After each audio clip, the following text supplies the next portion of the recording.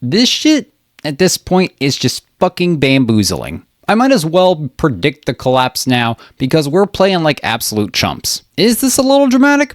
Maybe, more than likely. But with the way the Eagles have played over the last few seasons, we have a certain expectation as fans, and the fans aren't going to settle for complacency.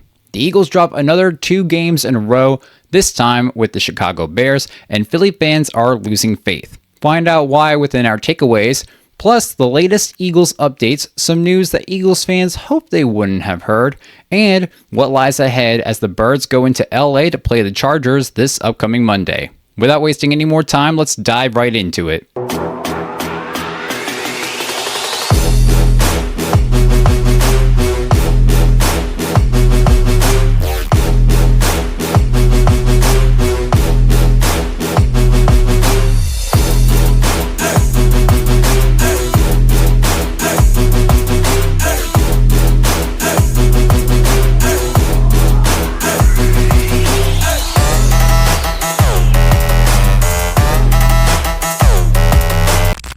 What's up, y'all, and welcome to 2nd and 15, a Philadelphia Eagles fan podcast powered by Olde Sports Network, the best network for all your Philadelphia sports needs. This is your host, Michael Roscoe. Well, we've seen it happen again.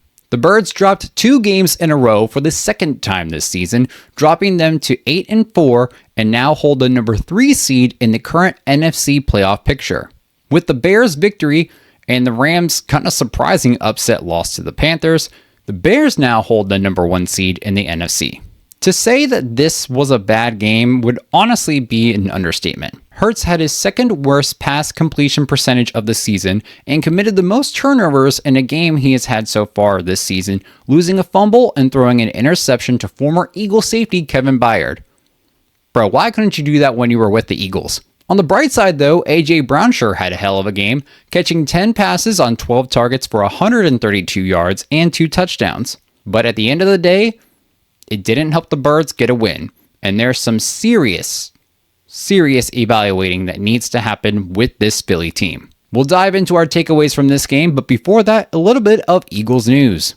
Starting off, previously labeled TBD on the schedule, the Philadelphia Eagles will face the Washington Commanders for the first time in Week 16 this season as part of a Saturday doubleheader as they head down I-95 to face the division rival. This game will start at 5 p.m. Eastern Time and air on Fox. In other news, earlier this week after the disheartening loss to the Chicago Bears, with fans chanting "Fire Kevin," it looks like that wish will not be granted as Sirianni continues to support Patullo, denying any accusation or action that will take place with a change in the play caller, solidifying his faith in the first-year offensive coordinator, Kevin Patullo.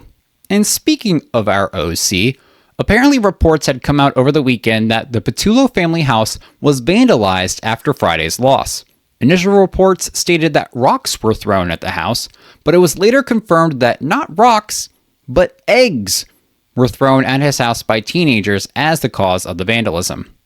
Listen, y'all, first off, eggs? In this economy? And second, I know he's been frustrating as hell and has the creativity skills of a kindergarten art class, but it is never that deep to go and commit vandalism, even if it is just eggs. That's not cool, because now you've involved the family in your quarrel with one singular person. I'm not surprised it's teenagers, because nowadays they're out doing dumb shit, but that's no excuse for it. Has Patullo been awful this year? Yes, he has. Has he been sabotaging the team? Yes, but I don't think intentionally.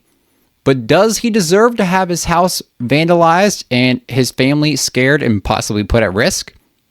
Absolutely not. Those actions are disgraceful, and I hope there are consequences for the perpetrators. And finally, it's not directly Eagles-related news, but former Eagles cornerback Darius Slay was released from the Steelers on Tuesday after Pittsburgh signed Asante Samuel Jr. to their roster. In 9 games with the Steelers, because he was a healthy scratch last week, Slay has logged 35 tackles and 1 fumble recovery. No interceptions on the season so far. And with this season's stats, I get it. The Steelers are playing younger guys, meaning Slay isn't getting as many reps, and I thought it would be a good idea if the Eagles brought him back, because we need all the fucking help we can get. And there appeared to be mutual interest between Slay and the Eagles if he had cleared waivers. However, on Wednesday evening, the Buffalo Bills claimed Darius Slay off of waivers, ending the hopes of a Philly reunion. We now have to face Slay in Week 17. Alright y'all, here are a few of my takeaways from this Week 13 game. And starting off, Jalen Hurts had a bad game, but there's not enough evidence to warrant benching him. Look, I wasn't thrilled with Jalen's performance against the Bears. He went 19 for 34 passing, a 55.9% completion rate, for 230 yards, 2 touchdowns, 1 interception, and 1 lost fumble. Not a great look from the Super Bowl MVP. But I look on social media, and I'm seeing a lot of fans calling for Hurts to be benched. I'm not sure if it's just the emotional state that Birds fans are in right now with the consecutive losses, a lackluster OC, and a defensive performance that was atypical that are having them come to this conclusion. But I just don't think we're at the bench Jalen Hurts level. From an overall standpoint this season, he hasn't been bad. He's got an average completion percentage of 66.1%, which is better than quarterbacks such as Aaron Rodgers, Lamar Jackson, Patrick Mahomes, and Baker Mayfield. He's got 19 passing touchdowns, which is tied with guys like Josh Allen, Jordan Love, Baker Mayfield, and Bo Nix, and better than quarterbacks like Caleb Williams, Trevor Lawrence, and Lamar Jackson. And then probably the most notable one, he currently has the fewest interceptions out of any starting quarterback with only 2. But then, when the interceptions are brought up in this argument, Jalen haters will say, oh, it's because he doesn't have any passing attempts. Well, so far, he has 342 passing attempts, which is only 8 less than Josh Allen, and more attempts than Sam Darnold, who's just balling the fuck out with the Seahawks. Plus, with the ground game, Jalen ranks 6th amongst quarterbacks in rushing yards with 329, and 2nd in rushing touchdowns with 8, only behind Josh Allen, who has 11. And all these stats are with Jalen Hurts being forced to play in this basic JV high school equivalent offense ran by a first-year play caller that doesn't utilize quarterback design runs, and with an O-line that hasn't been healthy all year that has allowed Hurts to get sacked 27 times already. When you look at his overall stats and how terrible the offensive scheme has been this year, he's not doing a bad job. Honestly, I'm slightly impressed. Imagine if we had a competent play caller like Kellen Moore again. If we had one of those, Jalen Hurts would definitely be in the MVP conversation. Is he there this year? No, and I think that's more than fair. But to go ahead and to say that we need to bench Jalen Hurts because of a bad game, that's just outright illogical. Now, don't get me wrong. I love Tanner McKee, and I think he's got a hell of an arm and reads the defense really well. But Jalen Hurts has what a lot of quarterbacks don't, including McKee, and that is his dual threat ability and his ability to come up clutch when it matters the most. Now, could Hurts do a better job with his reads? I think so. We've seen some bad throws and some hesitation on reads, which I believe are derived from the scheme in order to reduce turnovers, and there's no denying that. However, that is fixable. We just have to fix this fucking monotonous scheme. But overall, my point is that Jalen Hurts is doing a great job with some minor mistakes here or there, and I don't believe we are in a position where he needs to ride the bench. Second takeaway from this game, our defense shat the bed because they are getting burnt out. Our defense was out on the field for over 40 minutes against the Bears. That is more than 2/3 of the game that our defense has to push themselves to pick up the slack from our offense. And this week, we saw the consequences of that. Our front four, the guys who have one of the hardest jobs on the defense side of the ball, were manhandled by the Bears' run game. They allowed 2 different running backs to go for 125 or more yards and a touchdown each, allowing a total of 281 yards on the ground. That's just unacceptable. However, can you solely blame them for that performance? They were on the field for over 40 minutes against the Bears and over 30 minutes against the Cowboys. They weren't on the field too long against the Lions, but then they were on the field for over 32 minutes against the Packers. That cannot happen. The offense being on the field for a long time, that is a momentum driver.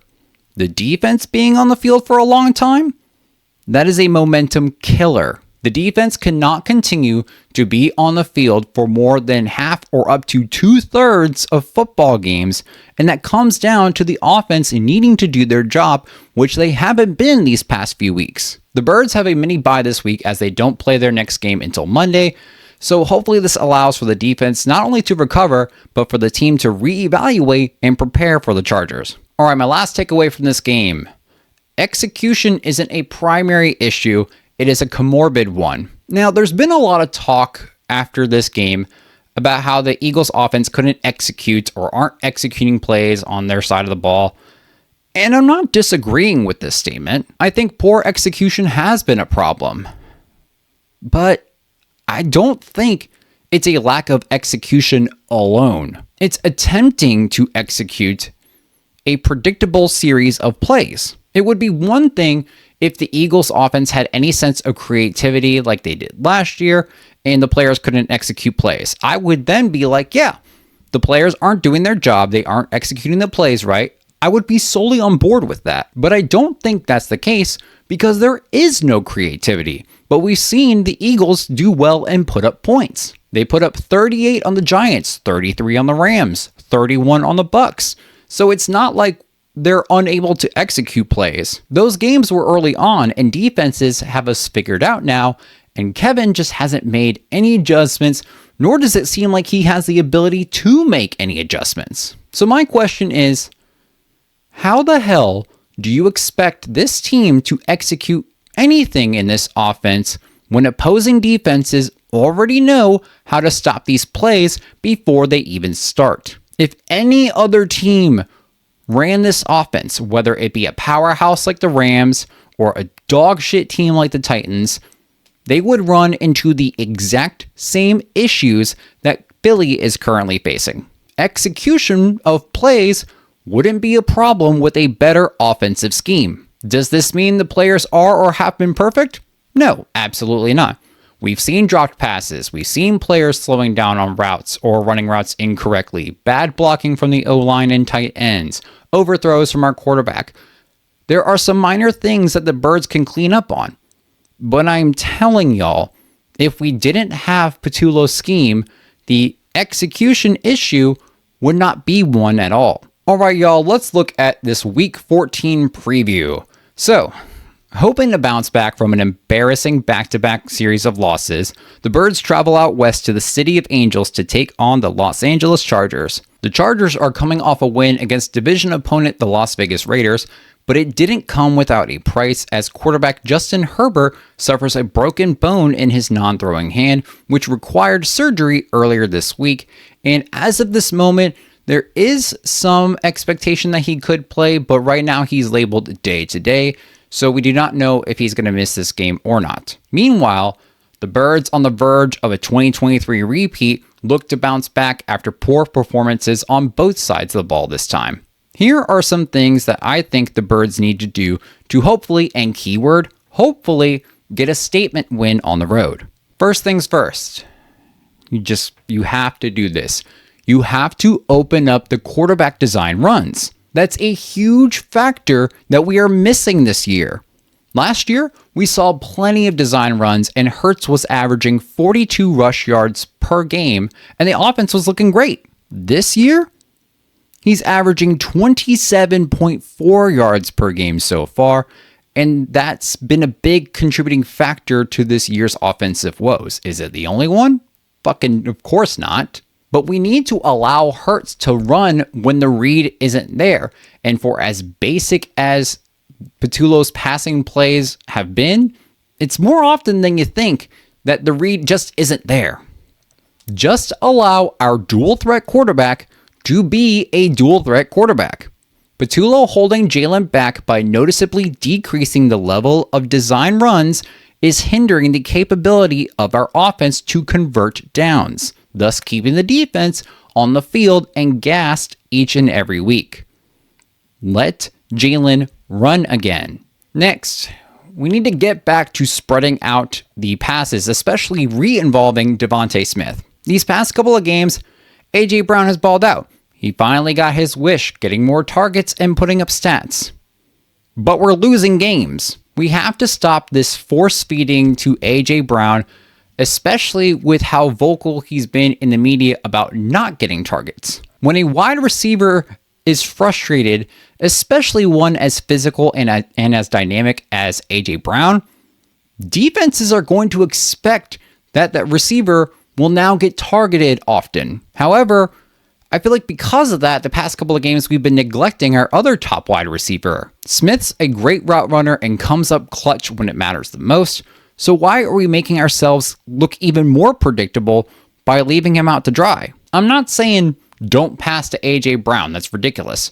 I'm just saying that we can't forget that we also have Devontae Smith. He's had 8 targets or less in 3 out of the last 4 games.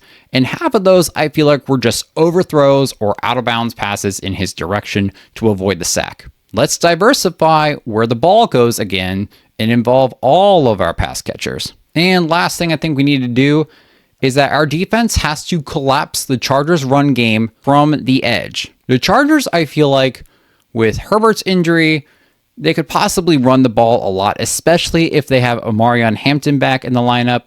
But even without him, Kamani Vidal has been noticeably successful. The Chargers are still in playoff contention, and they're going to want their quarterback to be protected. So it's likely that we see less of Herbert scrambling and more of him under center versus play action, where he is more exposed and likely to be sacked. Both of their starting tackles are also out for the season, so their run blocking has suffered because of this. Yet despite that, last week we saw plenty of runs or pitches to Vidal or Patterson on the outside off tackle, including a 59-yard Vidal touchdown and a run from Patterson to the 2-yard line that was immediately followed by a touchdown from him. Now, they did have a lot of runs through the A-gap as well, but for much shorter yards compared to them running on the outside. And then when you consider the trio for the Eagles of Jalen Carter, Jordan Davis, and Moro Ojomo on the interior defense, it's going to be a lot tougher for them to run through the A-gaps compared to the Raiders. And that's also because their guards haven't been 100 this season either. I feel like even with the level of diversity within the Chargers offensive scheme, because they got a lot of ways to get the ball down the field, I expect to need Jalix Hunt, Nolan Smith, Jalen Phillips, and I think this game you include Jahad Campbell on the edge. I expect them to make big plays against the Chargers run game if we have any chance of winning. All right, y'all, before we go this week, I have some final thoughts. Now, I don't have a full series of predictions this week because I'm not sure if I want to be sad again, but I will say this. I believe that this is a statement game for the Eagles. Yes, we're 8-4. But it's been ugly. It's been reminiscent of a terrible collapse from 2 years ago. We're favored in this game by 3 points, but at the same time, I feel like we're underdogs as well. People have been frustrated with the offense, waiting for them to get their shit together. Time is running out, but the race for the number 1 seed is still on and fully capable for the Eagles. I'm confident that we could get back into that number 1 seed spot and also win this game. If I have any prediction, it's that we can win this game. However, the team has to want to win, and I feel like that's been a struggle at times too. If this offense can be fixed in this game, and we get a massive road win, there will be more confidence in this team moving forward. All right, y'all, that is it for this week's episode. Thank you so much for joining us. Don't forget to like, subscribe, or follow on YouTube, X, Instagram, Facebook, and TikTok by searching at 2nd and 15. That's 2NDAND15, or by the full name 2nd and 15, a Philadelphia Eagles fan podcast. You can find the audio for each and every single episode releasing Thursday mornings on Spotify, Apple Podcasts, Amazon Music, Player FM, or wherever you get your podcasts, with the video uploading to YouTube later that same day, so turn on those notifications so you don't miss a second. This episode, 2nd and 15, and Old City Sports Network are brought to you by Chicky and Pete's Drexel Hill. Voted #1 sports bar in North America by ESPN, check out the Drexel Hill location of Chickies and Pete's.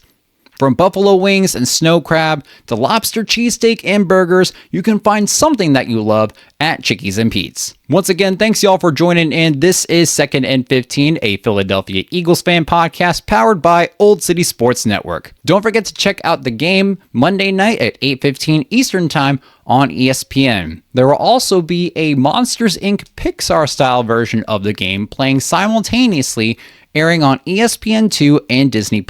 We'll see y'all next week. Don't forget to stay fly like an eagle, and as always, go Birds!